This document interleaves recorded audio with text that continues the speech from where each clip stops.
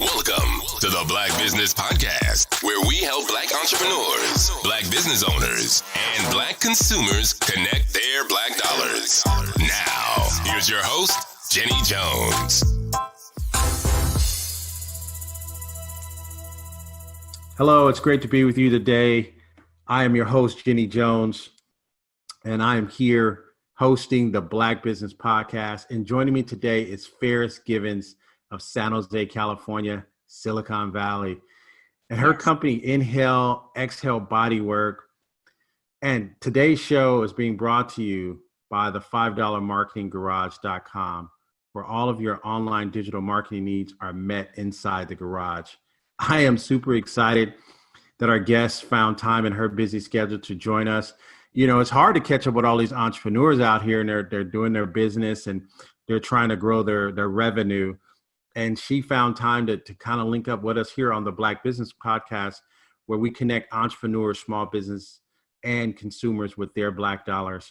Hey, listen, without further ado, please welcome to the show, Ferris Givins from Inhale, Exhale Bodywork. Welcome to the show. Hello. Ferris. Hi. Thank you for having me, Jenny. Hey, no problem. I saw you on Instagram, and I saw you on Facebook, and I was like, man, I have to get this young lady on the show. And as I start every show, I always ask people if we're taking an elevator up to the 47th floor of a big, tall building. I always ask them to give me their elevator pitch. By the time we get to the 47th floor, you should be able to at least tell me what's going on. So if I saw you say, hey, Ferris, how you doing today? Listen, what do you do? Tell me what's going on. What do you do? I am a massage therapist, and I help heal people holistically. So all naturally. I use holistic medicine, which is massage therapy, and I also do lymphatic drainage to help people feel better, all naturally. And yes, I have a variety of services that I do that with.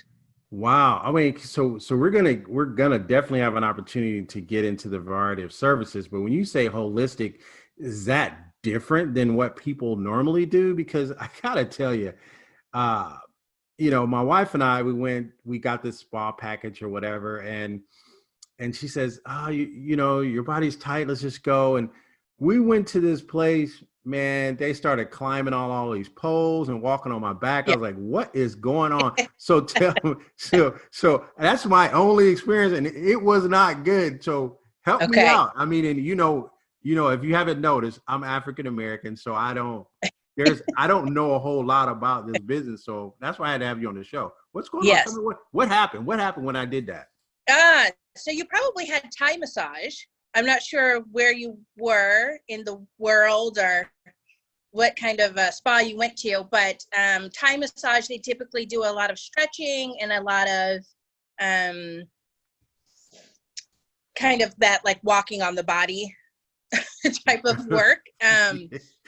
Yeah. But what I do, so holistic health is just basically all natural health, as opposed to using medicine to cure problems. Okay. You use all natural medicine. So that would be, you know, anything from like taking herbs and vitamins, or, you know, modifying your diet to eat your way to better health, or getting massages to decompress and release tension in the body that way. So yeah, that's holistic. But there's many different types of massage therapy and modalities, and what it sounds like you had Thai massage, but yeah. So that, well, I mean, obviously I'm not in that industry, so I don't know what I had, right? So, so let's talk about a little bit of your background here, because it sounds like you know what you're talking about, right? I mean, you know, I don't know. So yeah, I hope so. You hope so. Yes. Yeah. So my background, so I've been a massage therapist for 13 years now. And I've been working for myself for 4 of those 13 years.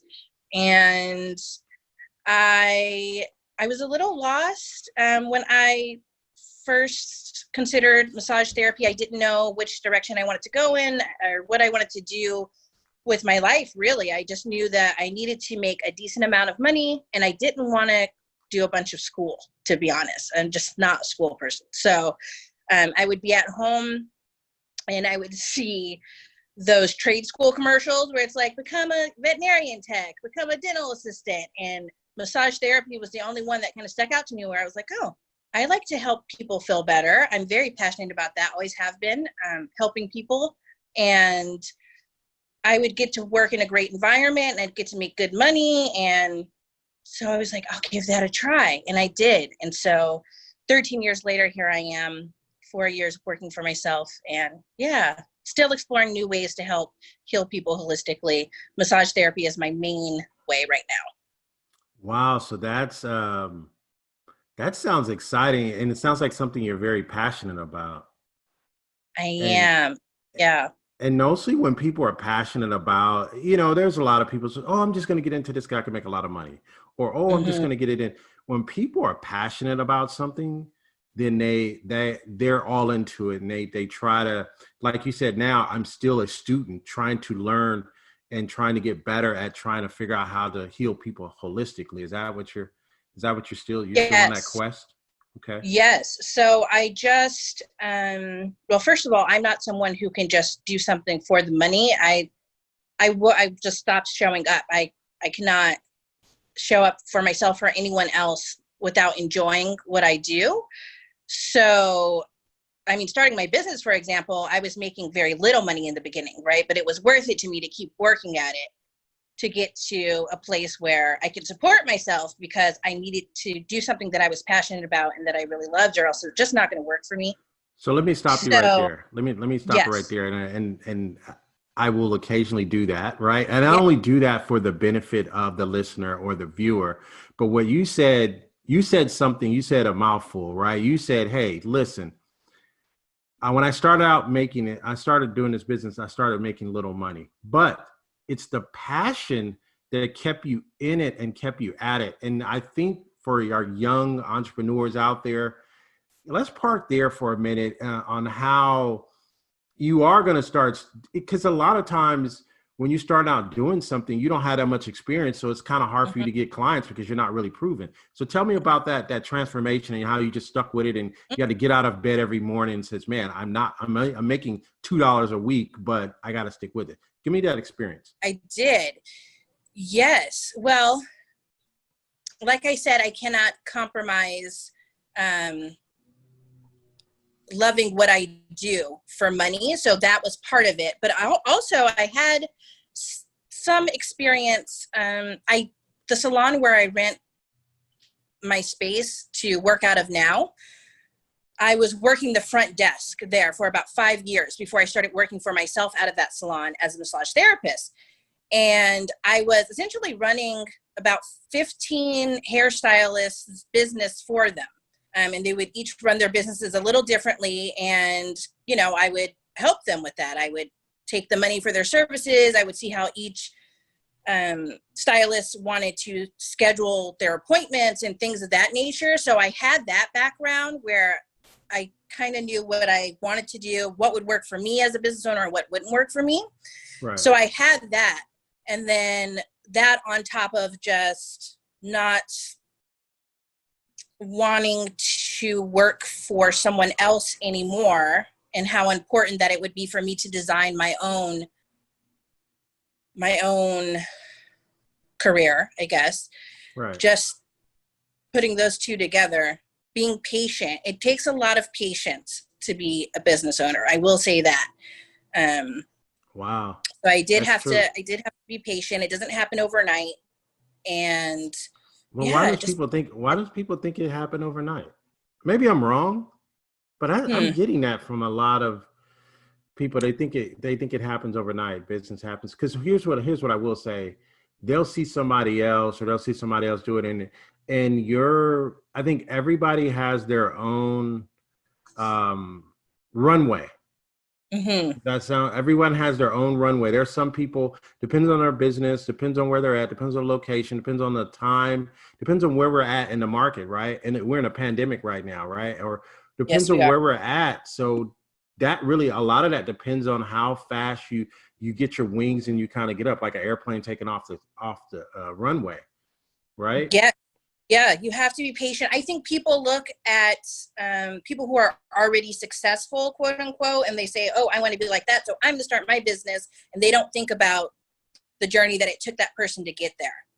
So it's kind of hard to know, I guess, unless you've seen someone in your personal life do that for themselves, or unless you've done it for yourself. It's kind of hard to know that, it's just one of those things that you have to experience to actually know what it's like. But yes, it does not happen overnight. And I definitely spent a lot of time working without getting paid, because I was really just sitting around the salon waiting for clients, waiting to introduce myself to clients and waiting for the stylist to send clients to me. And so I would just sit around a lot of days. It takes a lot of patience. So you're kind of working and not getting paid for it a lot of times, but yeah, a lot of hard work. So now, so tell me about your clientele, right? Because a viewer and or a listener may say, okay, so do I really need Ferris? Do I really want to go to Inhale, Exhale, Bodyworks? Why would I be calling her? Would she be a recommendation from my medical physician, or would I just come in and just meet? Tell me how that works out. So massage therapy really is good for the mind, body, and soul. A lot of people think that it's mostly just relieving tension in the body, and it is, but also some of that tension comes from our minds as well, right? So are you someone who is stressed mentally or stressed physically, experiencing pain mentally or physically? Then you possibly want to see me. Are your shoulders up here? Are you working on the computer a lot? Lower back pain, something like that? Or just find it hard to get out of bed in the morning because you're depressed about something? I mean, lots of different reasons, mentally and physically. Oh, wow. Yeah. I never Really? knew that. I don't know why. I mean, that's the thing about this show. I want interesting people on here that people just don't know about, and that they could come and spend their black dollars with. It's like, hey, you're going to somewhere else, and we have people in our own community that's doing these same things, that have the same amount of experience. As a matter of fact, I was sharing it with one guest, and I learned early on, going to conferences, and there's about 400 stockbrokers there, and I was the only African American in the room out of 400, and everybody wanted to come talk to me. Everybody wanted to hang out with my kids and my family. Everybody wanted me to sit at their tables. And the point I'm trying to bring out to you is, we're professionals too, and we may not, a lot of people may not know about you. And that's what I'm finding out. These people that I'm discovering and the people I'm bringing on the show, they have these unique skills. They're just as gifted, just as talented as some of our counterparts, but yet people don't know who they are. So how do people generally find you? How do I know I need Ferris? And then you just explain, hey, your shoulders and tension. And I'm going to tell you, honestly, the things you're pointing out, I don't feel like that all the time, but there are times I do feel like that. So I would just call you, or do I get on your books, or are you on retainer? How does that work out? Yes, you can call the salon. I mean, right now, like you said, we are in the middle of a pandemic. I haven't worked in a few months now, but normally you would call the salon and book there, or find me online, reach out, email me, or Instagram, DM me. Yeah. Another thing massage therapy is great for is detoxing. Tell me about that. So detoxing. So when I give someone a massage, I am applying pressure to their muscles, and that can release the toxins out of their muscles, and you can eliminate those a few different ways. But, using the bathroom, sweating, mucus, things like that, right? So it's great for that as well. So if you're feeling tired, sluggish, and you need like a pick-me-up, massage therapy is great for that as well. But yeah, so that might be another way that you know that you need a massage. But yes. So you're saying if a person, because like I know in Silicon Valley, all you do down there is work, and no one has any hours. Everybody just works 24/7 down there. I used to work down there. Yeah, I used to work down there, and that's all I did was work. right? And I hardly saw my family, but Yeah. and so down there in that area, or even not even that area and somewhere else, if a person just, sometimes people are just tired and they just don't know they're tired, right? Mhm. And is that what, so do you you coach them on that? Do you say, hey, if you're feeling this way, feeling that way, hey, call me or set an appointment? Or, I mean, so how does that generally go? How does that conversation go? Yes. Well, sometimes if someone reaches out, I do have some clients on a regular schedule, like come in once a month and kind of treat it like maintenance, like the same way you would get like an oil change, right? Like Right. you want to keep your car running well, you want to keep your body feeling good without having that period in between where you're like hurting so bad that you need to come back in for a massage immediately or you're going to die. You know what I mean? So I do have people, yeah, on a cycle like that. Or if somebody reaches out, if you see people going like this or standing up, they're like, oh, they're like, hey, I'm a massage therapist. I can help you with that. So Wow. there's a few different ways that, or people will refer. Word of mouth is I think the best way to grow a business. I think that's the way that our businesses grow the quickest. Most of my clients are word of mouth. So yeah. I even found in the African American community that word of mouth is even more powerful than any other type of marketing. And, I remember when I first got on Facebook, I was spending all these marketing dollars and all that other stuff. And there's nothing wrong with that. And what I've realized is it's how you run your business, how you run your practice, how you follow up, how you do customer service is just as important as spending all this money on Facebook. And the reason why I say that is because word of mouth that's a warm close, if you will, right? And it allows you to, the person says, hey, I already know you. If John came to you, they said you're good, then you're good. And you don't have to work as hard to convince them to become a client. But to find a cold client on Facebook and try to convert them into a paying client is pretty difficult to do. You end up spending a lot of money doing that. And I just wanted to park there for a minute on the whole word of mouth thing. So do you have specials? Do you say, hey, Oh yeah. if you send, so how does that work for you? Yes. When I first started, the very first promotion I did was half off your first service. And that would kind of reel people in. And then, like you said, the customer service, the, professionalism, the punctuality, all of that keeps them there, right? The delivering on the service that you said that you're going to give them and doing a good job, that'll keep them. But yeah, I would reel them in with half off your first service. And then I went down to 20% off your first service because I wasn't in the same position where I needed to. I had built my clientele some. I wasn't in the same position. So I would do 20% for service. I would also offer the hair salon clients, because I work in a salon / spa. So I would offer them, when they would buy products, I would give them a free chair massage so they could get a sample of that. And then once they're in the chair, I mean, some of those clients would never think to book a chair massage, right? But then now they get one for free and they're like, whoa, I really like this. And I'm like, do you want to book during your next hair service for another chair massage? Or would you like to come in for a table massage? It's 20% off your first time. Things like that. Yeah. But you definitely gets them there, but then you got to deliver on the service, right? And the customer service and the actual whatever you're providing and all of that. But yes, I would. So I think that's very important. And again, this show is for entrepreneurs and startups too. And I think it's okay.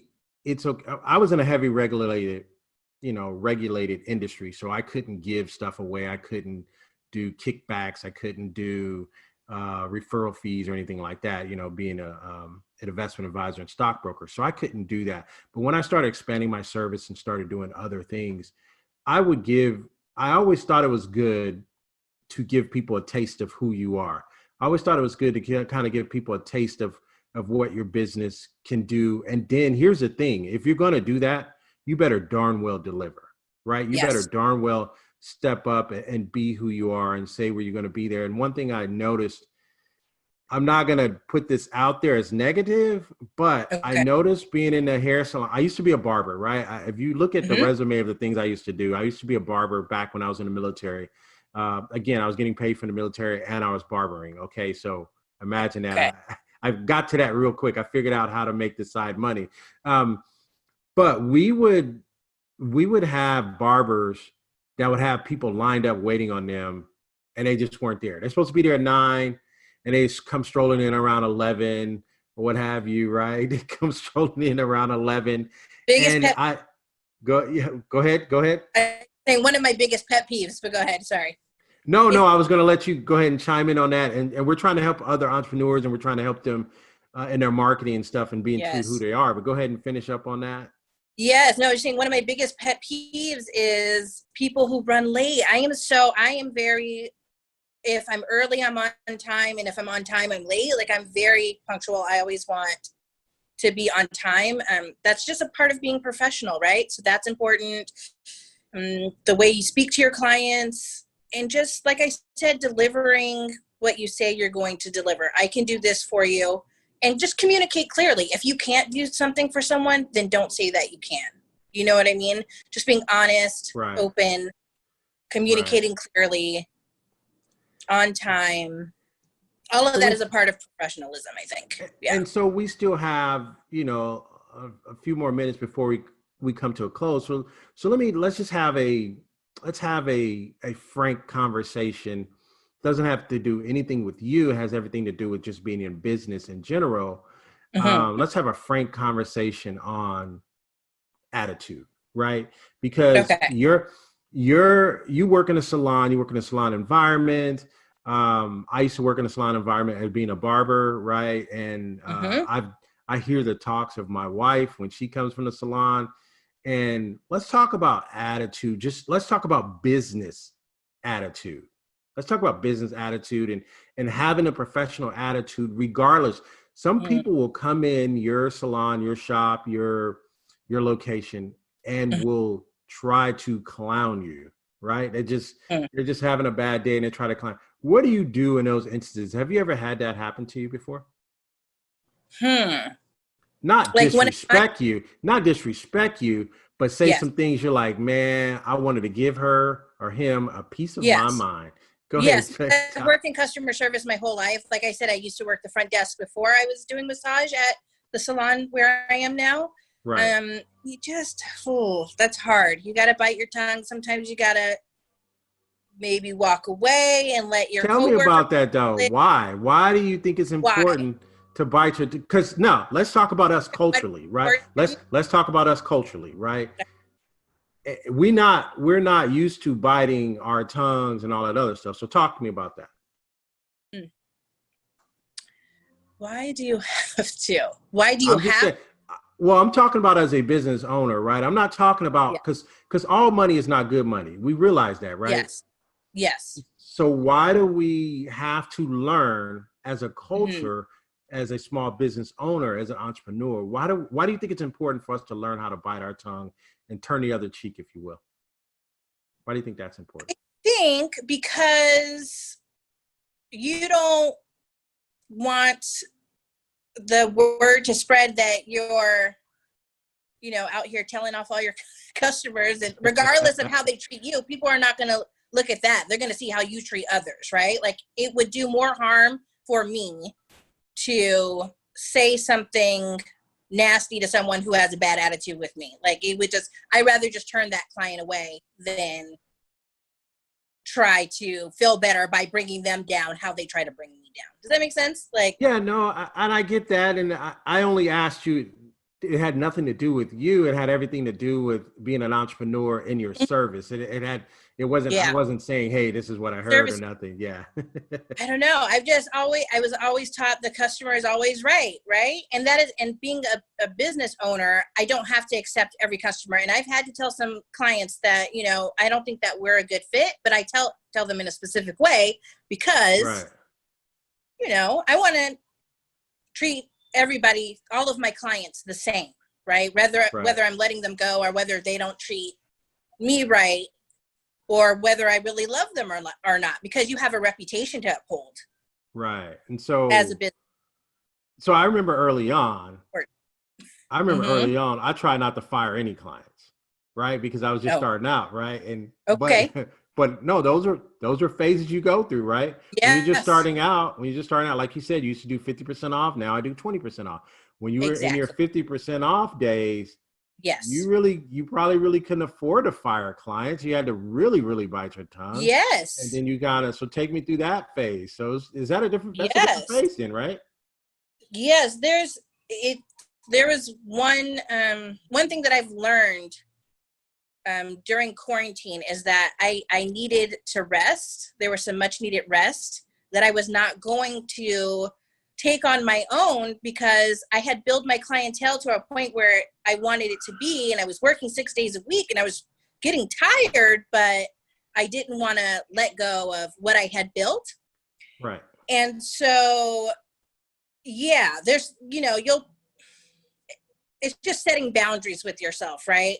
And I don't know, if you need to pay the bills and somebody has a nasty attitude, then you just have to kind of call it for yourself, your own situation. But now I'm at a point where no, I'm not going. I've had to fire some clients. And there was a point in the beginning where I wouldn't have. I mean, there was also a point where I was working 6 days a week, which I wouldn't do anymore. So it's finding your balance and setting boundaries and learning all of that. Yeah. So when you say, no, that's good feedback. And so when you say you work 6 days a week, and as an entrepreneur, we work 24/7 or 25/8, however you want to do it, because we're always constantly thinking about our business. We're always thinking about next month, or we're always thinking about our overhead and our bills that we have to pay.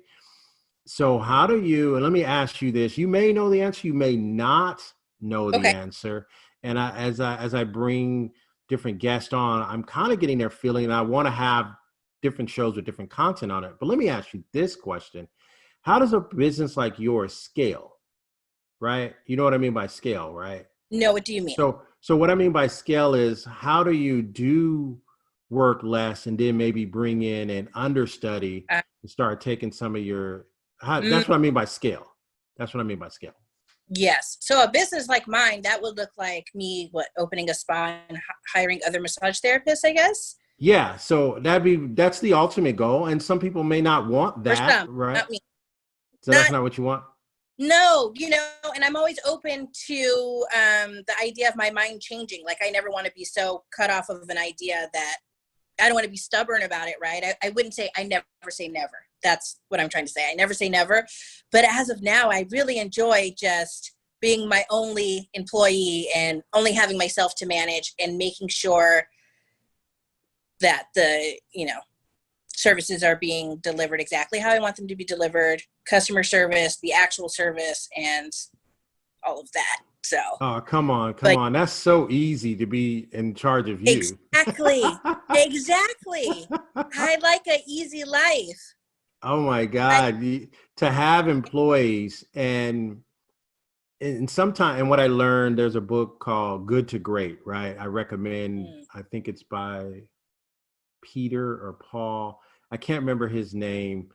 It's called Good to Great. I mean, it's the only, if you look it up, it's a red cover and it's called Good to Great. And what they talk about is, in order to go from good to great, and if you have employees, you have to have the right, not only the right people on the bus, but you have the right people in the right seats on the bus. And that to me, as I'm trying to scale, has been the hardest thing for me to do, is to try to find the right people, because everybody doesn't think like you, right? And people laugh at me. I said, listen, and I'll say this, and my mom will hear me, or she'll probably hear this podcast, and I think she knows this about me, but I will fire my mom if she's bad on customer service. See? I don't want to have to fire my mom, but yeah, I would too. You would do that too? Absolutely. I would do it nicely, but I would do it.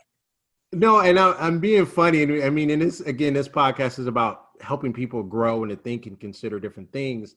But I'm a stickler for customer service. If you're going to be where you're going to be, say you're going to be there. If you're going to do what you say you're going to do, do it. And that's one thing that I've learned. And I have another pet peeve, and I'm trying to help this show as our conversation, because yours is really mostly customer service driven. One of the things that I've learned about being an entrepreneur is it's better to be proactive than reactive, right? As an entrepreneur. And I've always said that because it always costs you more to be reactive, right? Now you're putting out fires, right? Because you had a misunderstanding with someone and you didn't properly close that. Does that make sense? Yeah, it does. So that goes back to what we were talking about earlier, right? Like, why don't we clap back when somebody tries to come at us wrong, right? Am I right? Now see, you use the clap back. See, I wish you've been on Whatever, Instagram. right. You've been on Instagram too much. But that's actually true. I mean, instead of clapping back, and had an experience the other day, and I think as I'm getting older, and they call it, I went through this full blown course, and I wanted to be able to teach it, right? And it's called emotional intelligence, right? And I think it's very important for us as business owners to learn and grasp emotional intelligence, right?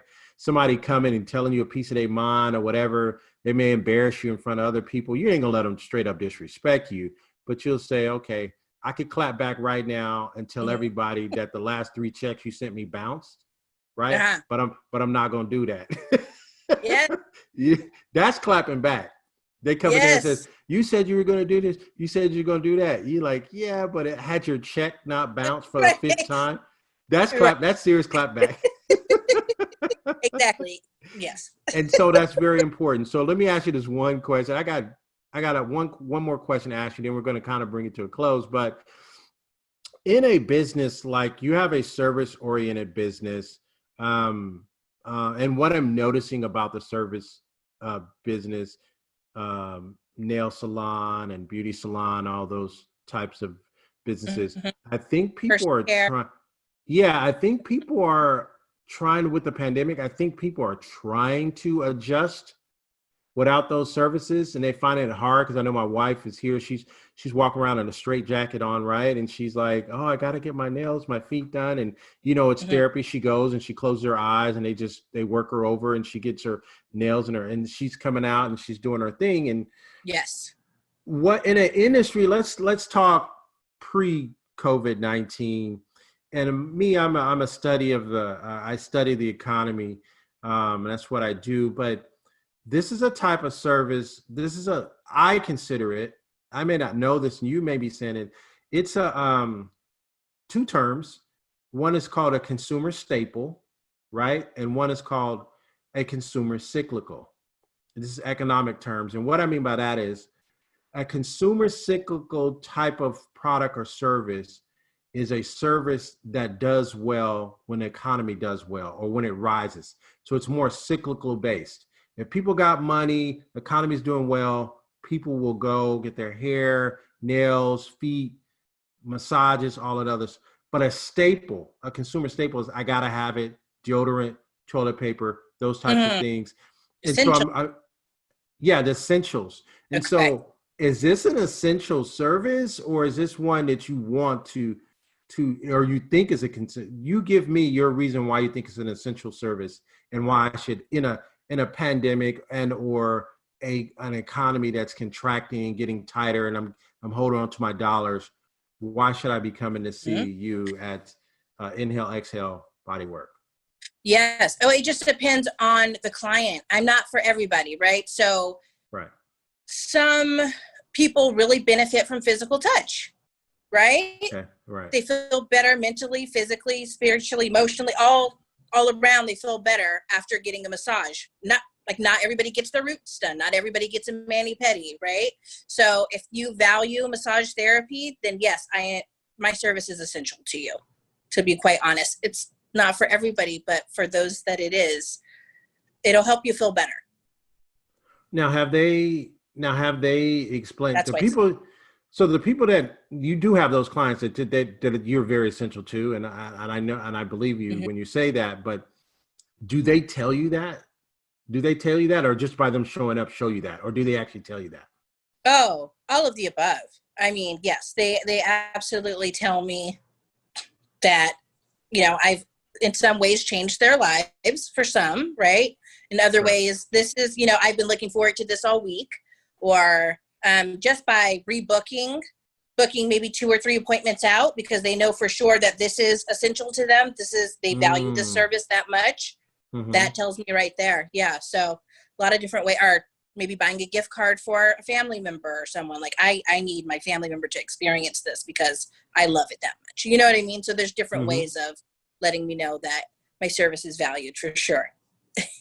Yeah. Now, as we kind of close, is your tell me about your makeup and your as far as clientele.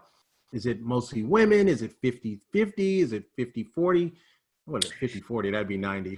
50-50 or 60-40. So what? Yes, it's mostly women. I would say 95% women. I do have a few male clients. I think that men are not as exposed to massage therapy as a way of feeling better, as just kind of like manis and petties, right? Like you'll see a man in the nail salon every once in a while. It's kind of like that. Like I just don't think men grow up as exposed to massage therapy as women. So yes, I mean, I think they can certainly benefit from it just as much. But most of my clientele is women. About 95%.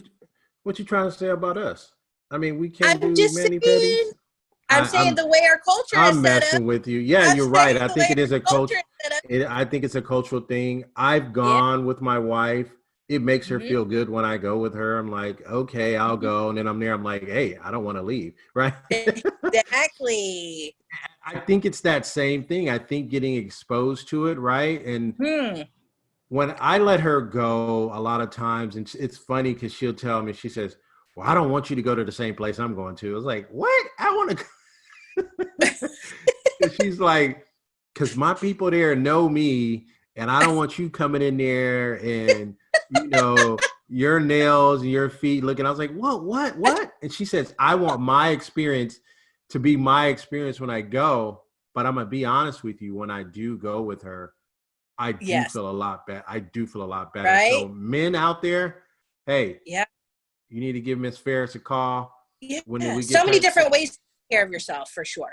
Yes. No, absolutely. Yeah. So no, I enjoyed this talk with you. I learned a lot. I love sitting down with guests, and I'm like, man, I want to know more about their business, and I just learned a lot today about your business. Thank you I appreciate it. Yeah, and what we normally do is I'll go ahead and give us ways to contact you, and then I'll let you close out the show in your own way. So go ahead and do that. Okay, so my website is inhaleexhalebodywork.com. My Instagram is inhaleexhale_bodywork. My Facebook is at inhaleexhalebodywork. And I mean, if you have any questions or comments, you could also email me inhaleexhalebodywork at Gmail. And yes, I want to start doing some self-massage tutorials and maybe some couple massage tutorials, probably on Instagram. Since we're not able to go out and get massages, I think it would be nice to offer my clients or possible future clients a way of helping themselves feel better. So yes, if you're on Instagram, follow me there, and hopefully that'll help a lot of you. I would love that. Great. So as we customarily do here,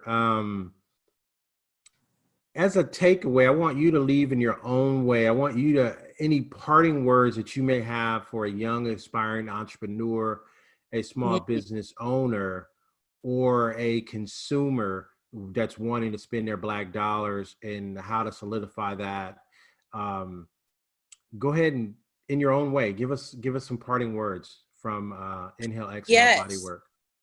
I think the most important thing about owning a business is patience and hard work. I think if you're willing to be patient and work hard, then your business will grow. It's not going to happen overnight. Just make sure you stick with it. If you want it, stick with it. And you might have to get, a side hustle or something else to make sure that you can still pay your bills. If you need to start off slow, start your business off small so that you can, still pay your bills with your other job, then do that. But just be patient. It'll work out. It will build. and promote yourself. Make sure you get out there. Don't be shy. I struggled with that a lot in the beginning, and I still do sometimes, with just introducing myself to people. Hey, I'm Ferris. I'm offering chair massage if you want one after your hair service, things like that. So just make sure that you promote yourself, and be patient and work hard. Yeah. Wow, good. So what I heard in that is closed mouth don't get fed. And what I also heard was be patient. If you need a side hustle, do what you got to do until you can do what you want to do. And I think that a lot of people don't get that. They're like, nope, I just want to be in business 100% all by myself tomorrow. I'm like, okay, but how are you going to fund your vision? That's another podcast. I think I'm gonna have to do that one. I'm gonna have to do another podcast on that one, because sometimes we get it, sometimes I mean, like, and I'll tell people, and I will tell people to this day, to fund my vision, I will work at Jack in the Box in the morning and McDonald's at night to fund my vision, and that's my vision, right?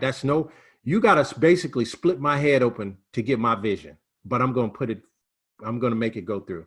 And I'm gonna do what I gotta do, and that's what we need nowadays. That's what we need as far as keeping that grind and that hustle mentality. So, thank you, Ferris, for joining us today. Thank you for finding time to join us today. As with all of our other guests, Ferris herself, she will her bio and her location and her website and all of her information will be at our online store, which is shopblackbusinesspodcast.com. That's shopblackbusinesspodcast.com. She's going to be there. She'll be under the health tab. There's a health and physical tab that we have there. I got a couple of other guests coming on. It's going to be talking about physical therapy. I got a lot of people lined up. You don't even know who these people are. We got people from all over the United States that are doing a lot of different things. You're going to find out from them. Stay tuned to this station. Please share, please subscribe if you don't want to miss out. And what I can guarantee you is you're going to learn something new in every single episode, right? You're going to learn. So you're like, didn't know that. Didn't know. I always wonder how that went. Now I know, right? And you're going to get introduced to guests that you've never seen, never heard of before. And you can recommend, like, I know people in Atlanta, right? And there's people that know other people in Texas and whatever. You could recommend and cross-reference people as well. So that's what we're doing here on the Black Business Podcast. We're trying to encourage our entrepreneurs, small business owners, and consumers, and trying to help them connect their Black dollars. Listen, this has been Jenny Jones. See you guys later. Peace. Take care. Thank you for listening to the Black Business Podcast, where we help Black entrepreneurs, Black business owners, and Black consumers connect their Black dollars. Hosted by Jenny Jones. If you like what you heard, be sure to like, share, and subscribe to our podcast. If you want to learn more about all our podcast guests and spend your Black dollars with them, visit our online store at shopblackbusinesspodcast.com.